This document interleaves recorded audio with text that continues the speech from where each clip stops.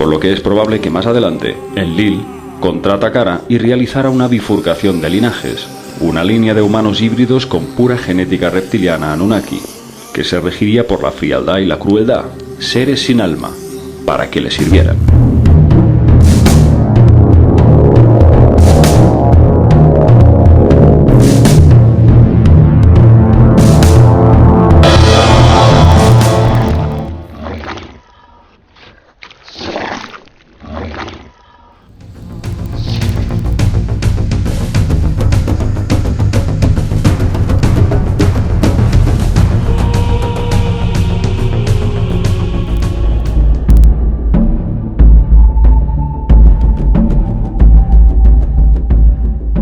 En 1876, el asiriólogo inglés George Smith publicó el Génesis caldeo, después de estudiar las inscripciones cuneiformes asirio-babilónicas y estableciendo analogías con los textos hebreos. Smith descubrió una incómoda verdad. Múltiples pasajes de la Biblia cristiana, en especial del Génesis, eran una copia, palabra por palabra, de la epopeya de la creación babilónica, el Enuma Elish. Eso significaba que existía un texto escrito en el dialecto del babilónico como mínimo 1000 años antes que los textos bíblicos. Con lo cual, junto con el peso de las investigaciones más recientes, contamos con un relato previo a la Biblia que nada tiene que ver con mitos ni leyendas, y sí con una sucesión de acontecimientos reales que tuvieron lugar durante la primera gran civilización, la Sumeria, que dio origen al resto de culturas del mundo. El nexo que establecemos entre la cultura sumeria y la hebrea nos permite aproximarnos a una visión revolucionaria y reveladora sobre qué o quién se esconde detrás de los grandes mitos bíblicos. En el panteón sumerio se veneraban un total de 23 deidades, conocidas como los Anunnaki, una raza de criaturas suprahumanas a quienes se les adjudicaba la creación misma del ser humano a través de sus conocimientos en genética y biomedicina. Según el investigador Zecharia Sitchin, estos seres procedían de un planeta llamado Nibiru, cuya órbita superelíptica haría un paso próximo a la Tierra cada 3600 años. Una teoría no descartable, pero que se nos antoja cada vez menos probable, cuanto más profundizamos en los textos, ya que de ellos se desprende un origen mucho más complejo al analizar a unas entidades capaces de cambiar de forma y de desafiar las leyes de la tercera dimensión física en la que habitamos. Uno de los más altos mandatarios de esta raza era Enlil, conocido como el dios del viento y las tormentas, considerado el comandante supremo de una misión terrestre cuyo fin era extraer oro. Enlil era conocido por su crueldad con el hombre, y su sed de conquista le llevó a enfrentarse contra otras deidades, como su propio hermanastro Enki, señor de la tierra, un dios benévolo que hizo del hombre el depositario del conocimiento espiritual.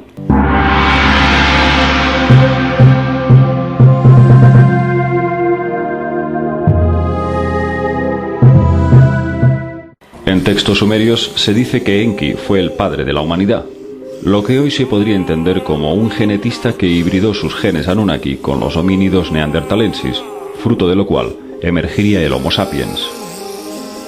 Enlil, en cambio, odiaba a estos humanos inicialmente llamados Lulu, esclavos primitivos relegados a las minas africanas para extraer oro, pues temía que algún día, con el conocimiento adquirido de ciertos dioses, llegaran a superarles en número y pudiesen rebelarse contra ellos. Enlil solamente concebía al hombre como un esclavo. Cuando acudimos al libro del Génesis, leemos cómo Yahvé ordena la creación del hombre.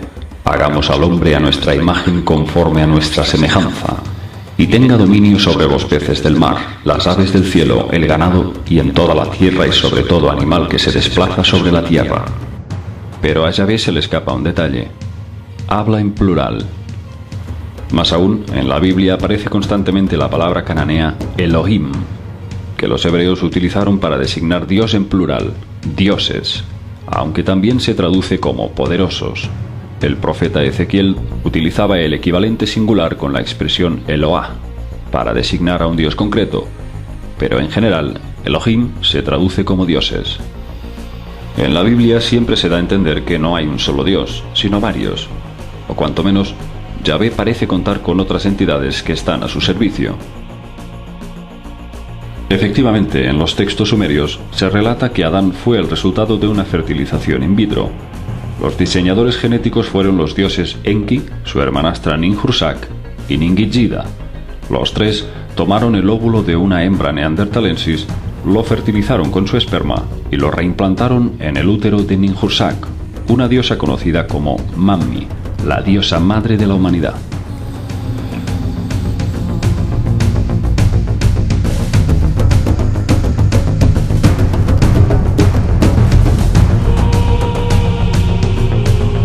Enki modificó de alguna forma la genética para que el hombre fuese un vehículo espiritual, capaz de alcanzar su propia libertad y trascender hacia estados de conciencia superiores.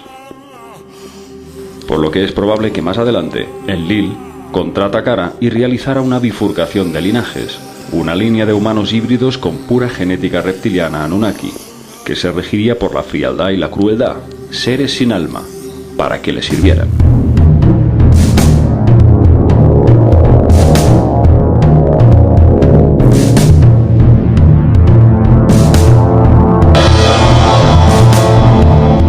El concepto del árbol pudiera ser una perfecta alegoría en relación a la ramificación del ADN humano.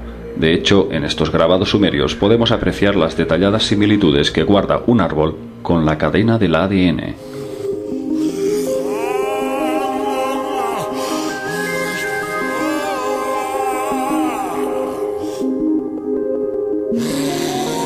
En Génesis 3:1-5 nos presentan la intervención de un ser al que llaman la serpiente, que incita a Eva a comer del fruto prohibido. Entonces la serpiente, que era el más astuto de todos los animales del campo que Dios había hecho, dijo a la mujer: ¿De veras Dios os ha dicho, no comáis de ningún árbol del jardín? La mujer respondió a la serpiente: Podemos comer del fruto de los árboles del jardín, pero del fruto del árbol que está en medio del jardín, ha dicho Dios, no comáis de él, ni lo toquéis, no sea que muráis. Entonces la serpiente dijo a la mujer: Ciertamente no moriréis. Es que Dios sabe que el día que comáis de él, vuestros ojos serán abiertos y seréis como Dios, conociendo el bien y el mal.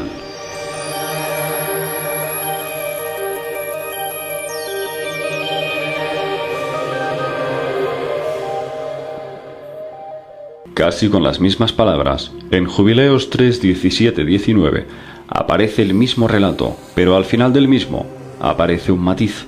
Si en Génesis la serpiente advierte que si comen del fruto serán como Dios, en Jubileos aparece en plural: se os abrirán los ojos y seréis como dioses.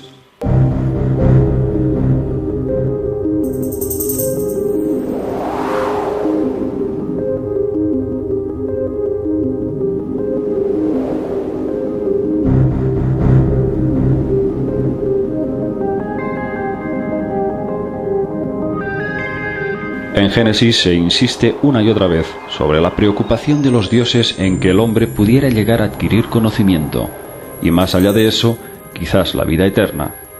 Y Dios dijo: He aquí que el hombre ha llegado a ser como uno de nosotros, conociendo el bien y el mal. Ahora pues, que no extienda su mano, y tome también del árbol de la vida, y coma y viva para siempre.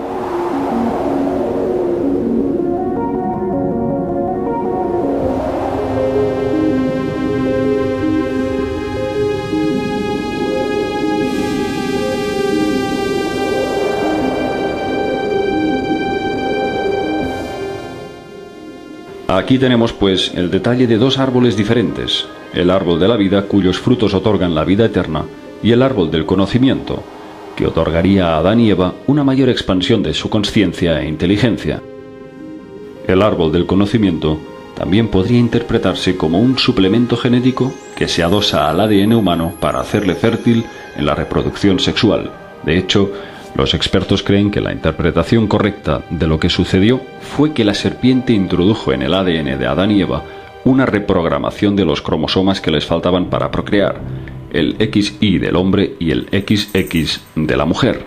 Enki quiso ir más allá de los mandatos impuestos por el Consejo Anunnaki y desprogramó al ser humano de una actitud robótica para implementarle sentimientos, intuición, sensibilidad y moral que le distinguiría del resto de especies animales. A Enlil no le interesaba que el hombre pudiera reproducirse, porque eso significaba otorgarle poder. Él solamente quería un esclavo obediente, frío y autómata. Una vez que Enlil Yahvé descubre que Adán y Eva son fértiles y conscientes de la manipulación, los expulsa del paraíso. Dios expulsó del jardín del Edén a todo mortal que allí había. Todos fueron dispersados, según sus especies y naturaleza, hacia el lugar que se les había creado. Pero solo Adán permitió cubrir sus vergüenzas entre todas las bestias y animales. Por eso fue ordenado en las tablas celestiales a cuantos conocen el temor de la ley que cubran sus vergüenzas y no se descubran, como hacen los gentiles.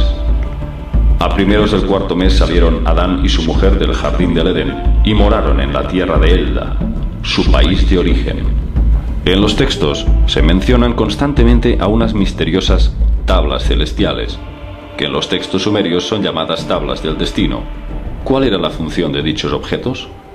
A la luz de todo cuanto se ha podido descifrar, las tablas celestiales eran algún tipo de tecnología que computerizaba eventos que se iban registrando, algo así como bitácoras, pero más allá de eso, también tenían la posibilidad de anticiparse a los eventos futuros, siendo así una especie de oráculo artificial cuyo mecanismo ignoramos por completo. Conforme avance el relato, revelaremos más detalles sobre estas inquietantes tablas celestiales. Una vez que Adán y Eva llegan a las tierras de Elda, en Génesis se nos dice que Eva parió a Caín y Abel. Sin embargo, en los jubileos se nos detalla que además tuvo otra hija llamada Awan. Y más tarde, 2 hijos más, Set y Azura. A lo largo del relato iremos viendo cómo el libro de los jubileos resulta ser una fuente mucho más completa que la Biblia oficial. Abel fue pastor de ovejas y Caín, labrador de la tierra. Ambos hermanos se reunieron para hacerle ofrendas a Yahvé. Mientras que Abel sacrificó un animal a su nombre, Caín le ofrendó solamente los frutos del campo que había cultivado. De este modo, Yahvé se sintió orgullosa de la ofrenda de Abel y ofendido por la ofrenda de Caín. Indignado y rechazado por Dios, Caín mató a Abel con una piedra, presa de rabia y envidia.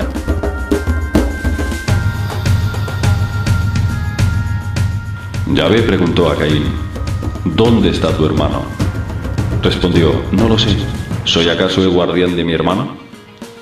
La Biblia ofrece una imagen maligna de Caín. Sin embargo, parece que simplemente se trató de un accidente involuntario, puesto que Caín permaneció toda una noche velando el cadáver de su hermano entre sollozos y agonía.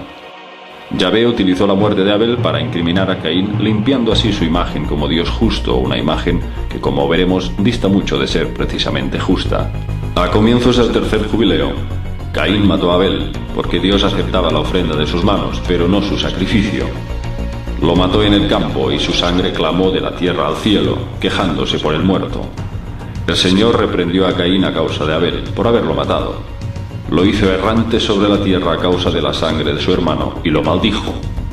Por eso se escribió en las tablas celestiales: maldita sea quien hiera a otro con maldad.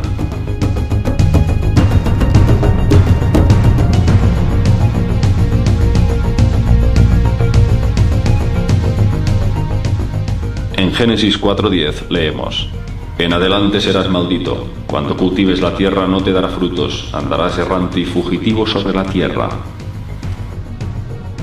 Una vez que Yahvé maldice a Caín, este, preocupado, se queja al Señor que allá por donde vaya será reconocido por su acto ruin y querrán matarle. Entonces, Dios le dice que aquel que se atreva a atacarle será castigado por 7 veces. No aliviado con esto, Caín sigue preocupado. Entonces Yahvé idea un ingenioso sistema para mantener a raya a cualquier agresor. Le confiere a Caín una marca en el cuerpo. Pero, ¿de qué marca se trataba? En Mitos ancestrales del pueblo hebreo, una recopilación de los investigadores Robert Graves y Rafael Patai, encontramos un mito hebreo que nos revela que cuando Yahvé maldice a Caín, le imputa 7 castigos: un hambre voraz que nunca se saciaba, la imposibilidad de alcanzar sus deseos, una perpetua falta de sueño, entre otros. Y por último, Yahvé hizo que un cuerno brotara de la frente de Caín.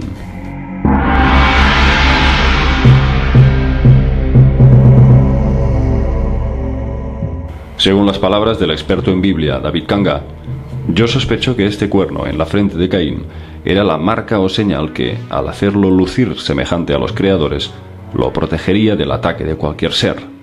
En este sentido, Mi sospecha es que las entidades que crearon al hombre tenían también algún tipo de cuernos o tocado con cuernos sobre sus cabezas.